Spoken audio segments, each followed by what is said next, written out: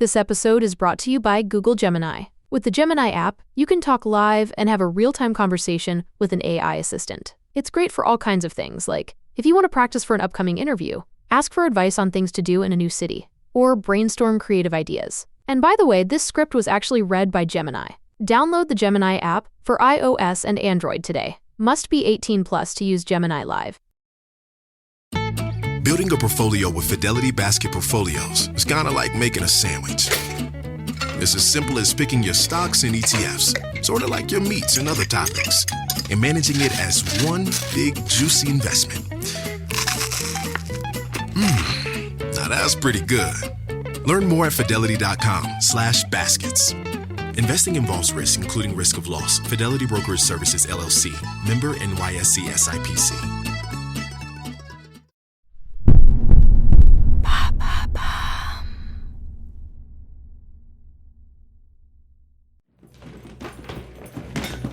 Dans les rues glacées de Petrograd, une nuit de l'hiver 1916, des agents se faufilent à l'intérieur d'un immeuble cossu et surveillent un homme, mais pas n'importe lequel. En effet, Raspoutine, l'homme dont le nom est devenu synonyme de mystère et de pouvoir, est depuis plusieurs mois le sujet d'une filature minutieuse par des policiers qui épient ses moindres faits et gestes, en dehors du palais. Les ordres viennent d'en haut, des membres du gouvernement, inquiets de l'ascendant grandissant de ce mystique auprès du tsar et de l'impératrice. Les ennemis de Raspoutine en sont persuadés. Ce paysan a apporté à la cour ses mœurs dépravées, corrompt les jeunes filles de l'aristocratie russe sous couvert de religion et compromet la survie de l'Empire. En espérant révéler des secrets compromettants, ils ont décidé d'espionner ses moindres faits et gestes. Leur point de chute, l'appartement où Raspoutine a ses quartiers depuis 2 ans, en plein centre de la ville. À cette période, les rumeurs les plus extravagantes circulent à son sujet. On dit qu'il appartient à une secte mystique sibérienne qui pratique des orgies, qu'il possède un pouvoir hypnotique sur les femmes, et même que la taille de son organe enflamme l'imaginaire des courtisanes de la haute société russe. Les policiers retiennent leur souffle alors que Raspoutine pénètre dans l'édifice cossu. Le starets a entre-temps laissé sa soutane sombre, élimée au profit d'une riche garde-robe. À l'intérieur, des chuchotements et des rires résonnent, mêlés à la musique d'un piano. Les officiers échangent des regards intrigués. Est-ce ici qu'il commet ses péchés ? Ils guettent chaque mouvement, mais les minutes s'écoulent sans indice décisif. Soudain, un bruit étouffé. Raspoutine s'éloigne, précipité, et les policiers se lancent dans une course silencieuse à travers les couloirs labyrinthiques de l'immeuble. Ils le voient disparaître dans une pièce à l'abri des regards, puis se taisent. À l'intérieur, Raspoutine ne semble pas seul. Les murmures deviennent des chuchotements passionnés. Les policiers se regardent, incertains de ce qu'ils entendent. Ils attendent, guettent, jusqu'à ce que la porte s'ouvre à nouveau. Le mystique sort, impassible comme toujours, et quitte l'appartement. Les policiers échangent un regard frustré et finissent par rentrer bredouilles. Mais quelque chose a changé en eux ce soir-là. Ils ont vu de leurs propres yeux que Raspoutine n'est pas un homme comme les autres. Son regard suffit à vous intimider. Son aura semble sans limite. Les rumeurs persistantes et les complots s'intensifient. Mais une chose est claire, la réputation de Raspoutine est aussi solide que jamais. Et pour ceux qui ont tenté de le faire tomber, ils ont appris une leçon amère. Dans les ténèbres de Petrograd, il est impossible de percer les mystères d'un homme qui possède le don de l'énigme.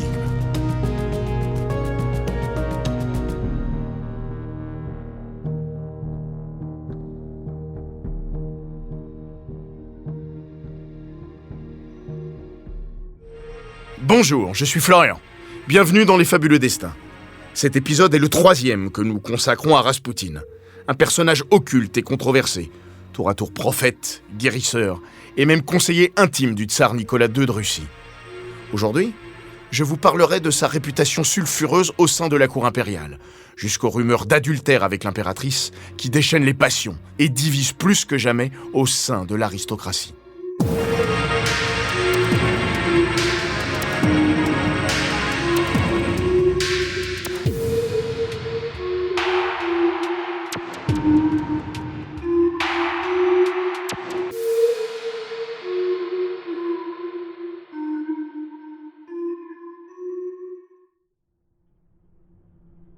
La réputation de Raspoutine en tant que courtisan n'est pas née à Saint-Pétersbourg.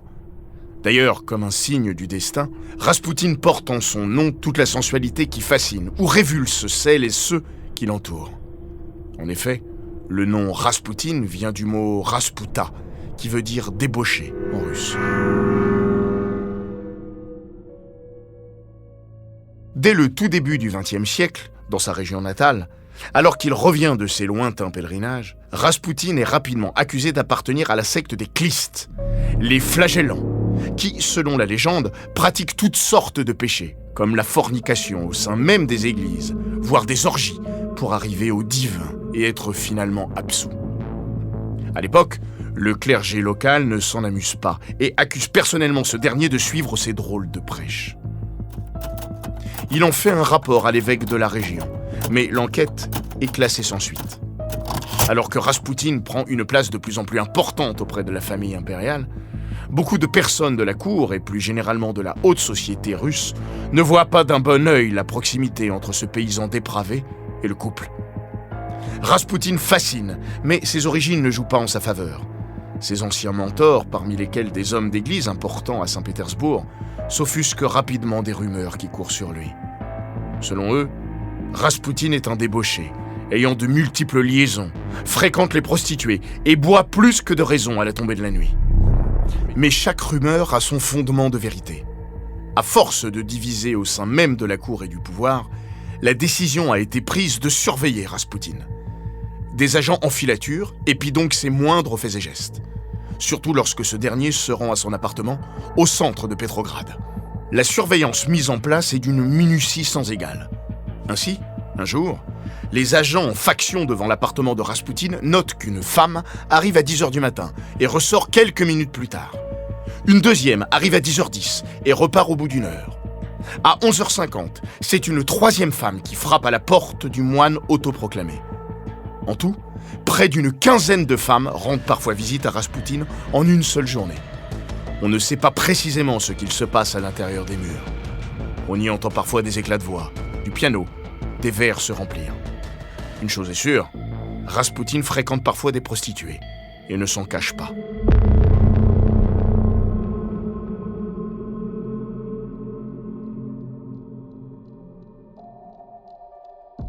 Cette réputation de séducteur ne semble pas ternir son aura. Au contraire, Raspoutine a son lot d'admiratrices à la cour, dont des amis du couple impérial dont il est très proche. Un véritable mythe se construit autour de lui, ce qui ne semble pas lui déplaire. Pourtant, l'harmonie qui réside entre le couple impérial et Raspoutine manque un jour de vaciller. À partir de la fin des années 1900, dans les couloirs dorés du palais d'hiver, les murmures d'une relation adultérine entre la tsarine et Raspoutine se propagent. La cour est en ébullition, et les rumeurs d'une liaison entre ces deux personnages enflamment les esprits. Alexandra paraît comme envoûtée par ce mage qui incarne pour elle un retour aux sources religieuses. Quant à lui, il l'appelle maman dans certaines de ses lettres. Leur correspondance, souvent intime et empreinte de dévotion, alimente les ragots. Les mots de la tsarine, pleins de reconnaissance et de ferveur, sont interprétés comme les signes d'une passion cachée. « Mon ami bien-aimé, mon guide, mon père, comme il est pénible d'être sans toi », écrit-elle. Des mots qui, dans le contexte rigide et pudique de la cour, prennent une signification scandaleuse. Il faut dire qu'Alexandra n'est autre que la petite fille de la reine Victoria, l'incarnation du puritanisme.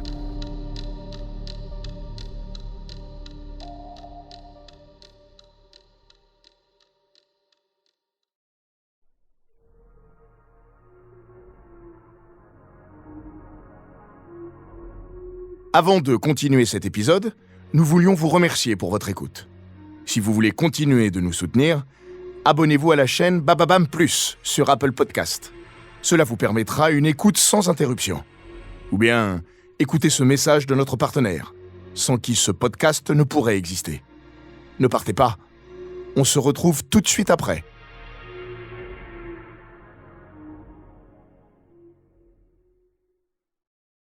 This episode is brought to you by LifeLock. The holidays mean more travel, more shopping, more time online, and more personal info in places that could expose you to identity theft. That's why LifeLock monitors millions of data points every second. If your identity is stolen, their US-based restoration specialists will fix it, guaranteed or your money back. Get more holiday fun and less holiday worry with LifeLock. Save up to 40% your first year. Visit LifeLock.com/podcast. Terms apply. The holidays aren't about where you're going. They're about the moments you share along the way. Experience the joy of connection at the Lincoln Wish List sales event. Right now, visit your local Lincoln retailer or Lincoln.com to find exclusive holiday offers on current and past Lincoln models. Let's make more connections and more joy this season.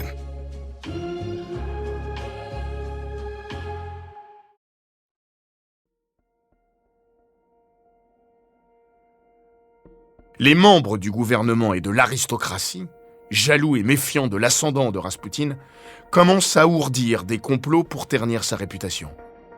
Ils cherchent les preuves d'une relation inappropriée, espérant ainsi briser son emprise sur la tsarine et par extension sur le tsar. Ils obtiennent gain de cause lorsqu'en 1911, ils décident de faire publier une partie de leur abondante correspondance. Des lettres rédigées par Alexandra et Raspoutine sont ainsi diffusées dans la presse, après avoir été subtilisées par l'un des anciens alliés de Raspoutine, le moine Lyodor. Ces lettres offusquent le clergé orthodoxe et la Douma, et plus généralement l'élite du pays, qui découvre ce secret bien gardé. Le grand public exprime aussi son inquiétude face à l'influence de cet homme, qui risque de faire courir la Russie à sa perte.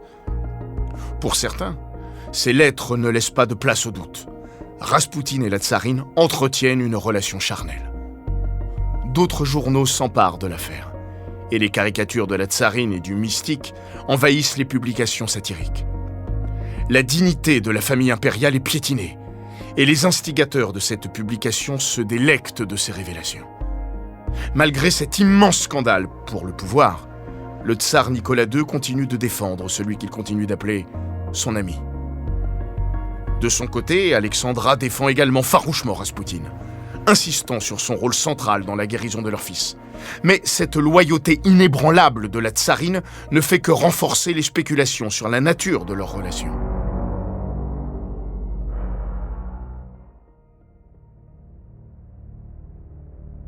Cet incident diplomatique marque un tournant. La crédibilité de la famille impériale est gravement atteinte, et Raspoutine devient un symbole de la décadence supposée de la cour. Leurs complots pour le discréditer se multiplient, et sa vie est désormais en danger. Malgré le tumulte, Raspoutine continue dans un premier temps de fréquenter la cour. Sa présence est à la fois une source de réconfort pour la tsarine et une épine dans le pied des aristocrates et des politiciens. Les rumeurs persistent et le mystère autour de sa relation avec Alexandra ne fait qu'épaissir son aura.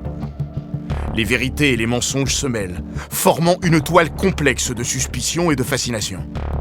Toujours en 1911, sous la pression constante de la cour et de l'opinion publique, le tsar est contraint de prendre des mesures. Il finit par céder et ordonne à Raspoutine de quitter Saint-Pétersbourg. Ce dernier est ainsi envoyé à Kiev, où il reste un certain temps, avant de finalement revenir à la cour impériale, rétablissant ainsi son influence auprès de la famille. À partir de 1914, alors que le pays est à feu et à sang au début de la Première Guerre mondiale, le guide spirituel des souverains continue son train de vie de plus en plus dissolu. Pas discrète pour un sou, ses aventures nocturnes se répandent comme une traînée de poudre. On conseille à la tsarine de prendre ses distances. Ce starets débauché va leur coûter cher, et ses comportements attirent le discrédit sur la mère patrie. En 1915, Nicolas II prend personnellement la tête de l'armée russe, contre l'avis de son ami.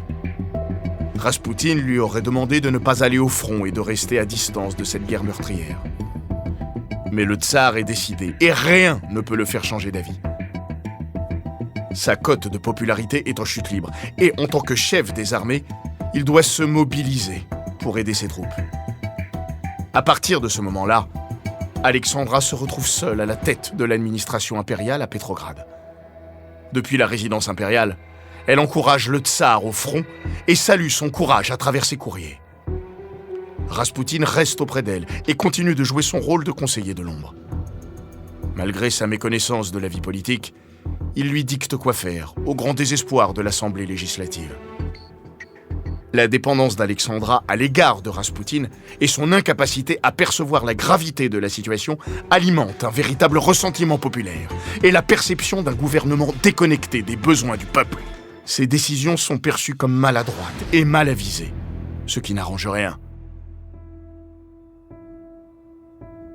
À la fin de l'année 1915, 2 millions de soldats russes sont tués dans ce conflit qui semble sans fin.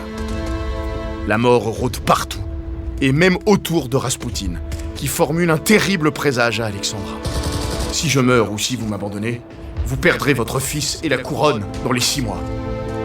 Il ne croit pas si bien dire.